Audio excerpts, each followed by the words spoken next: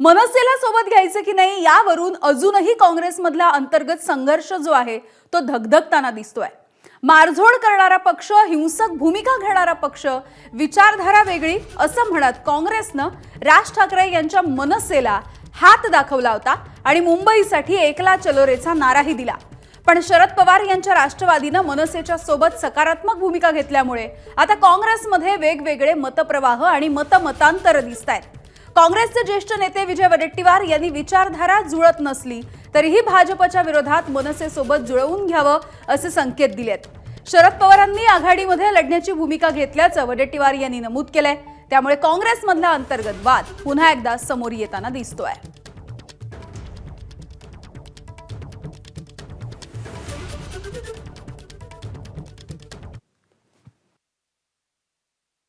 मत मोर्चा एकत्र आम्ही काढला तो मत चोरीच्या संदर्भातला होता, मतदार याद्या स्वच्छ करण्यासंदर्भातला होता।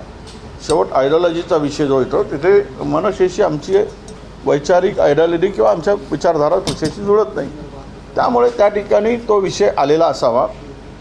पण पवारसाहेबांनी जे भूमिका घेतली की आपण आघाडीत लढलो पाहिजे, त्या संदर्भात आपण सगळे मिळून भाजपला हरवण्यासाठी, भाजपसारख्या या धर्मांध शक्तीला संपवण्यासाठी एकत्र येण्याची आवश्यकता आहे आणि त्या संदर्भात आम्ही सकारात्मक आहोत असं माझं मत आहे।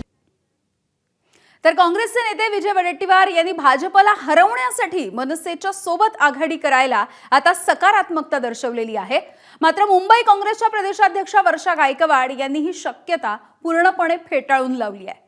मारहाणीची भाषा करणारे आमच्या सोबतच नको अशी ठाम भूमिका वर्षा गायकवाड यांनी मांडली।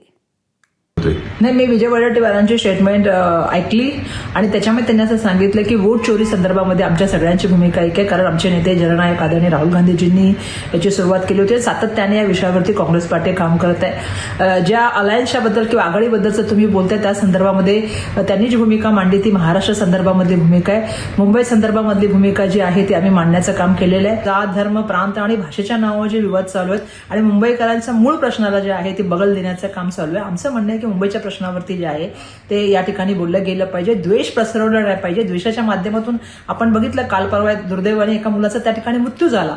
या द्वेष पसरवण्याचं काम काही शक्ती करतात, त्यांच्यावर आम्ही जाऊ शकत नाही। आम्ही जोडण्याच्या गोष्टी बोलतो, आम्ही तोडणाऱ्या लोकांबरोबर जाऊ शकत नाही। आणि कोणालाही हाणामारी करणं, मारणं, कोणाचं दुकान तोडणं ही काँग्रेसची कधी भूमिका नाही। काँग्रेसची भूमिका ही सर्वांना जोडण्याची आणि सर्वांना बरोबर घेऊन जाण्याची। तर मनसेसोबत जायचं की नाही जायचं यावरून आता काँग्रेसमध्ये दोन भिन्न विचारधारा समोर यायला लागल्यात आणि आता भाजपचे नेते आणि मंत्री चंद्रशेखर बावनकुळे यांनी टीका केली आहे।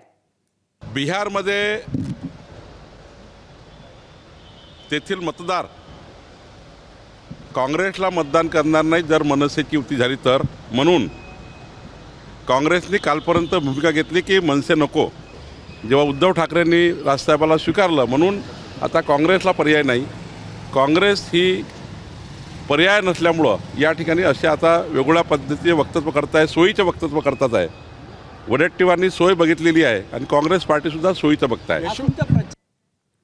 तर काँग्रेसच्या या सगळ्या वेगवेगळ्या भूमिका आपण ऐकतोय आणि यावरून आता मनसेचे नेते संदीप देशपांडे यांनी मुंबई काँग्रेसच्या स्वबळाच्या भूमिकेवरती टीकाही केली आहे। काँग्रेसला अमिबा असं त्यांनी संबोधलेलं आहे आणि त्यांनी पक्षामधील अंतर्गत नेतृत्वावरच प्रश्नचिन्ह निर्माण केलंय। तसंच मनसेला सोबत घेण्याच्या संदर्भात शरद पवारांनी राज ठाकरेंशी चर्चा करावी असा सल्ला देखील संदीप देशपांडे यांनी दिला आहे। काँग्रेस पक्ष हा अमिबासारखा आहे, इथे पण पाय आहे, इथे पण पाय आहे। वडेट्टीवारांचा पाय म्हणतो असं करूया, वर्षा गायकवाडांचा पाय म्हणतो असं करूया, भाई जगतापांचा पाय अजून तिसरीकडे चालतो, असलम शेखचा पाय चौथीकडे चालतो। मेंदू कोणाकडे? आमचा पक्ष महाविकास आघाडीचा भाग नाही। आम्हाला अजूनपर्यंत कोणाचाही अधिकृत प्रस्ताव कोणाच्याही मेंदूकडनं आलेला नाही। त्या दिवशी मेंदू बोलेल त्या दिवशी आमच्याकडे ठोस प्रस्ताव आहे, त्यावेळेला योग्य तो निर्णय सन्मान्य राजसाहेब ठाकरे घेतील। सन्मान्य पवारसाहेबांची ती भूमिका असू शकते। जर सन्मान्य पवारसाहेबांना वाटत असेल की मनसे व्यवहार तर त्यांनी सन्मान्य राजसाहेबांची चर्चा केली पाहिजे ना। एबीपी माझा, उघडा डोळे बघा नीट।